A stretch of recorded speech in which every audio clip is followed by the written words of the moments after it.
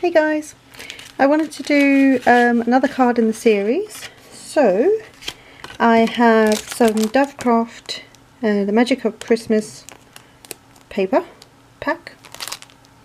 I think I only paid £1 from the works. I think it was the works, anyway. And I've got some of the plaid paper, and I've got some coordinations paper, and I've got some basic black cardstock, Stampin' Up. I've also got a piece of like craft cardstock that I believe measures, is this the one that's the whole thing? Yeah, 5.5 by 8.5, folded in half to create at 4.25 to create an A2 size card.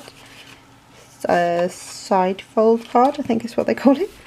It's going to be a very quick video. I've also used Lawn Fawn stitched, I think I used the large and the small stitched rectangle dies. This is the A2 size ones that will go over the front of the entire card. And these two, I think this is the third in the large set, and this is the second in the small set, so that they just create like a mat for your image. Now the image, the image, I used the, if I can get it, Christmas in the Making Stampin' Up card set, stamp set, and I've used this little image there, which I thought was super cute. I'm also going to use one of the sentiments on the inside, but I also used, and this was kind of new to me but super inexpensive, guys. If you've never watercolored before, try this, and try the non-pearlescent one as well. But these are Artist Loft palette, and these have like a bobbly cover, and then what you can do is use each of those, because they're slightly, what's the word, concave. So they you can actually, so this colour here I would put into this one into this one, and you can actually mix them and use this as a palette, like you can see I have here. Well, hopefully you can sort of see that. But there are 28 colours, and it's just for pearlescent paint. Seriously, this was on special and I got it for I think £3.50, so super inexpensive. But even at full price, I think they're only about £6 or £7. So and they do have they're like normal one, the non-pearlescent ones are in a round palette, so they're, you know, they're round rather than square oblong shaped pans, that's the word. But that's the colours that I used, the paint that I used. And what I did was I white heat embossed the image that I showed you, and then I used those paints to colour her in. Now it was one of those things of do I, don't I? I was just kind of playing around, trying to find something different to do, trying to work out what else I wanted to do. So sometimes when you play around with images, it's fun, you know, and sometimes they turn out alright and you can use them on a card like we're going to today, and sometimes they don't. So you know, you've got to have some fun, right? And believe it or not, there are actually colours. I don't know, you can pick up the green and the red. There is like a dark, like a deep grey, that's the cat, and I mostly used green and red because it's Christmas, so you know, the presents and that. And I found that, and this isn't watercolour paper, but I found that if I tried to pick up as much pigment with enough water, and the more you practice this the better it will get, because I'm still learning, it actually laid down more of the colour that you could see. Like her hair, I don't think is as you know, dark as I wanted it, you know, in terms of the colour, but if you tilt it in certain light, you can kind of see that there's colour in it.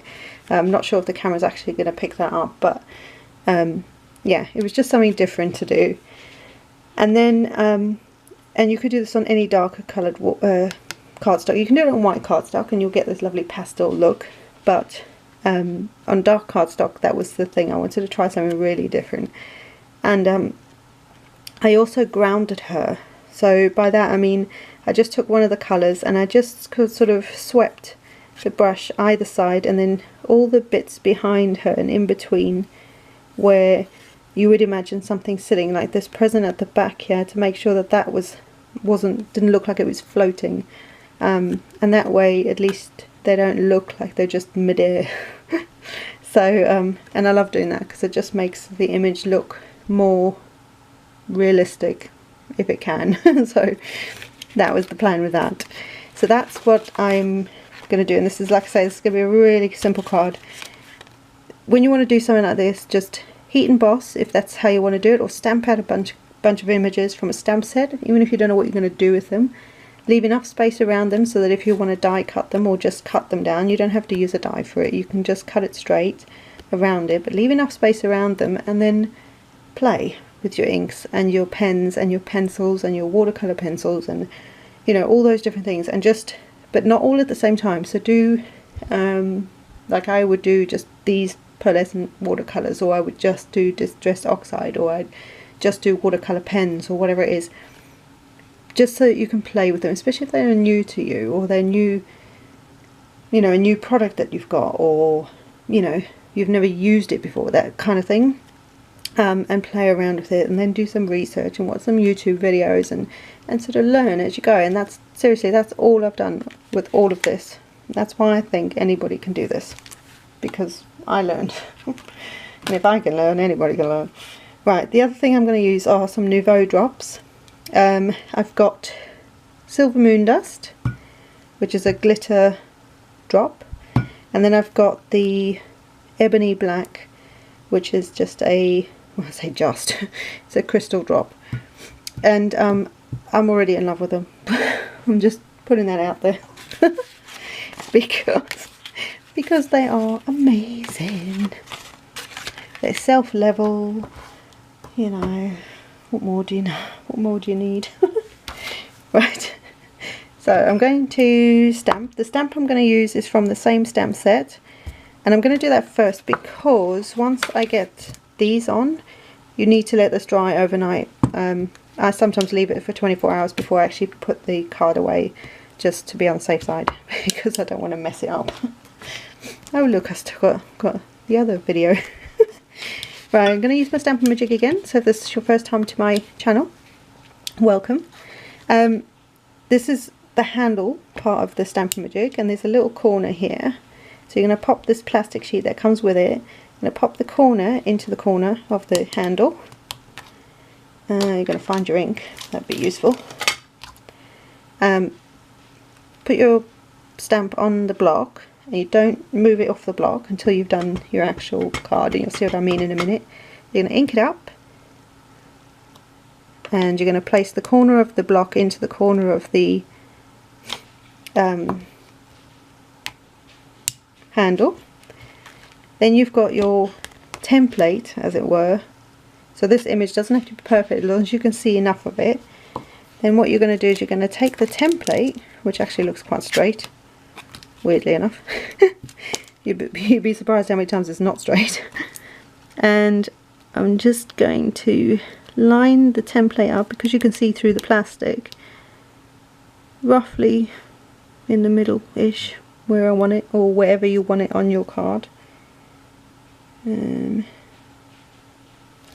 Like so. You're going to line up your handle into the corner of the plastic again.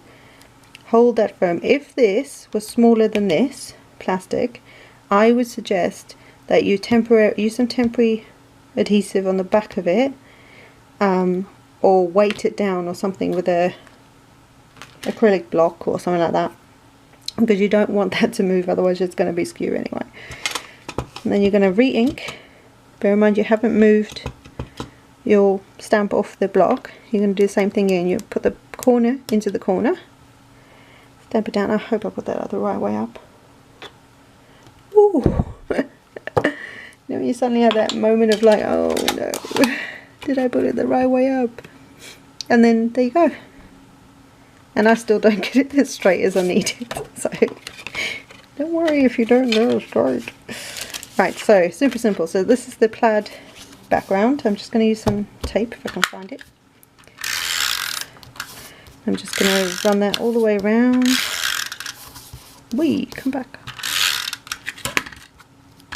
I'm going to put a bit extra because, you know, I gotta. Right, make sure I've got this the right way around. Do my little trick. I open it up and line up the edge of the card with the edge of the paper. For me, that just helps me line it up better. I don't, again, it's, you know, it's not always perfect, but it's better than if I tried to do it by eye. And that's still got a little gap, but no one's gonna know. No one will know. And actually it's gonna confuse them anyway. They wouldn't notice anyway because this is cut slightly angled. Angle of the dangle. Right, I'm gonna put this piece flat. Come back.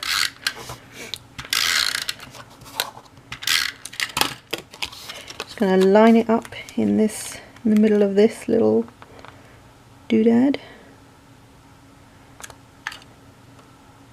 Best I can. Right, just make sure I got it right. I did stamp it slightly off, but don't matter. Right, and I'm going to pop this up. So,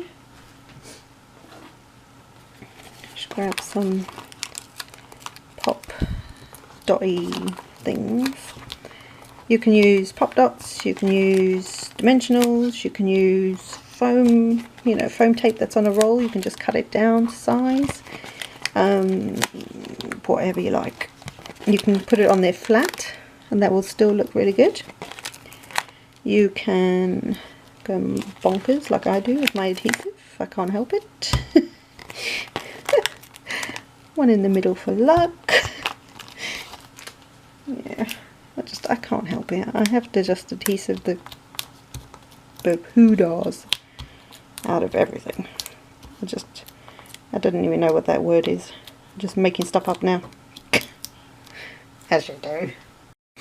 Right, sorry guys. I kind of waffled and waffled and waffled and didn't realise that my card was full. So, yeah. So what I'd done is I'd already stuck the panel on. So I took all the adhesive off, which you saw, and then just put it in roughly in the middle. And then I took some of the Nouveau drops, like I said, and I've put it on there. Can you see the dimension on there of those drops? And they're amazing. They self-level. So the sort of silvery one is the glitter, and the black ones are the crystal drops. That's what they're called. So there you go. I decided to keep it quite simple because the whole thing was to do that image there. Not sure I like black with Christmas. It's just not really it's not normal for me. So yeah, but I do love the plaid in the background and the red, and so I thought I'd keep it quite simple in the end. Excuse me. So there you go guys. I will see you in the next one with something kind of similar, because I had done 2 images, so I thought I'd use them both on some Christmas cards. So I'll see you in the next one guys.